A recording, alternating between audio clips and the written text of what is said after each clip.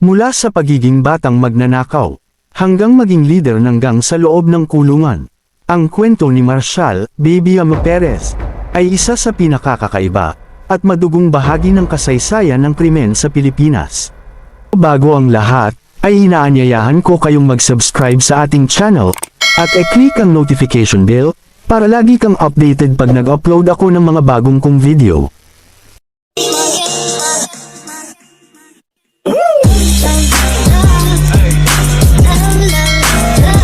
Si Marshall Ama Perez, na mas kilala bilang Baby Ama, ay ipinanganak noong 1945 sa Tondo, Maynila, at lumaki sa Biñan, Laguna.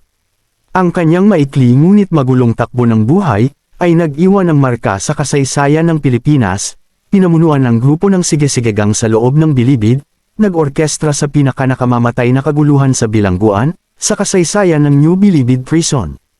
Ang kanyang buhay, na minarkahan ng kahirapan, krimen, at trahedya, ay kalaunan ay na-immortal sa 1976 na pelikulang, Bitayin si Baby Ama, na nagpatibay sa kanyang katayuan at bansagang, Hari ng Selda.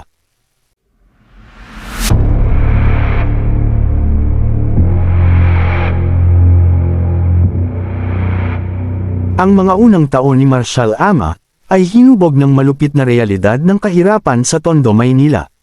Nang maglaon, lumipat siya sa Biñan, Laguna, kung saan siya lumaki. Sa edad na 16, nang siya ay arestuhin noong 1951 dahil sa salang pagnanakaw ng pera, mula sa isang gasolinahan. Ang pagnanakaw na iniulat, ay itinulong lang sa isang kaibigan, na humantong sa kanyang pagkakakulong sa New Bilibid Prison sa Muntinlupa. Dito nakuha ni Marshall ang palayaw na, Baby, dahil sa kanyang kabataan, halos may isla na hitsura, isang ironic na moniker para sa isang taong kinatatakutang leader ng gang. Brutal ang buhay bilangguan para sa batang si Marshall. Dahil sa kanyang pagiging bata, naging target siya ng pang-aabuso, at tiniis niya ang paulit-ulit na pananakit ng mga kapwa bilanggo. Ang pinakamatinding dagok ay dumating nang ang kanyang buntis na asawa, na bumisita sa kanya sa bilangguan, ay ginahasa ng isang gwardya sa bilangguan. Hindi makayanan ng trauma, nagpakamatay siya sa pamamagitan ng pagtalon, mula sa umaandar na bus nang siya ay pabalik na sa Biñan, nakasama ang kanilang hindi pa isinisilang na anak. Ang trahedyang ito ay bumasag kay Marshall, na nag-aapoy ng galit at tukuyin ang kanyang mga aksyon sa bilangguan.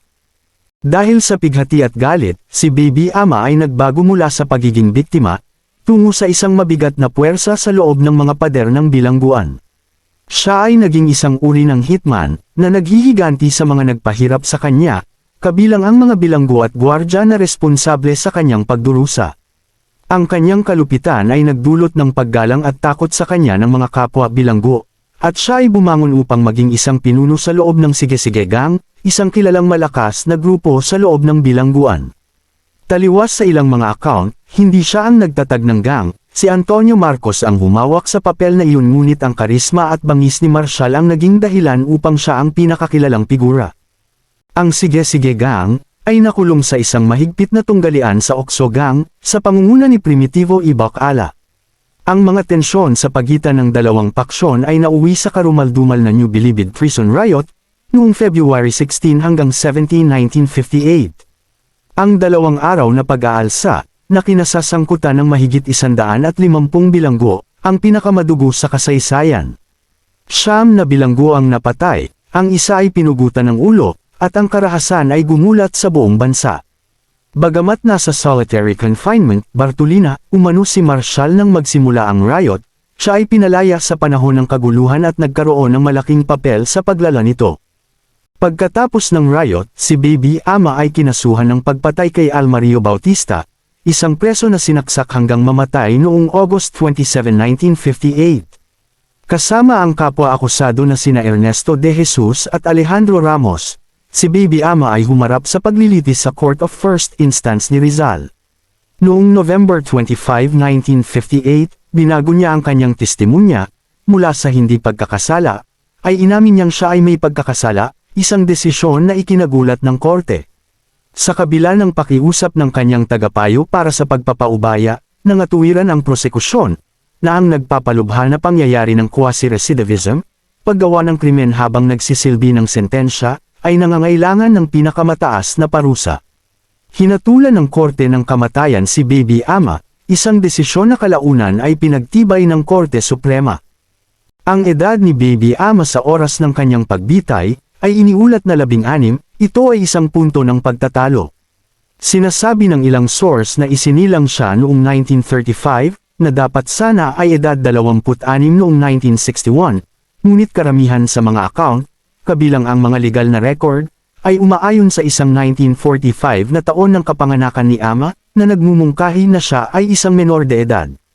Noong panahong iyon, ang legal na edad ng kriminal ng pananagutan para sa mga lalaki ay 16, at ang Juvenile Justice and Welfare Act of 2006, na nagbubukod sa mga menor de edad mula sa kriminal na pananagutan, ay hindi pa umiiral. Kaya, hinarap ni Baby Ama ang buong bigat ng batas. The story of a man, the child from a broken home,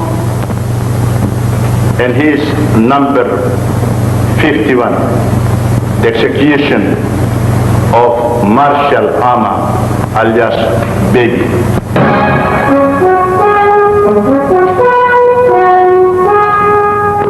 Noong October 4, 1961, si Marshal Baby Ama ay pinatay sa pamamagitan ng electric chair, sa kabila ng kanyang sentensya na binago sa habambuhay na pagkakakulong, isang testamento sa kanyang pagiging kilala.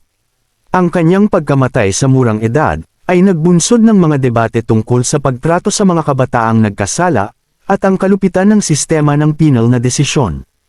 Noong October 4, 1961, ay namatay si Marshal Ama.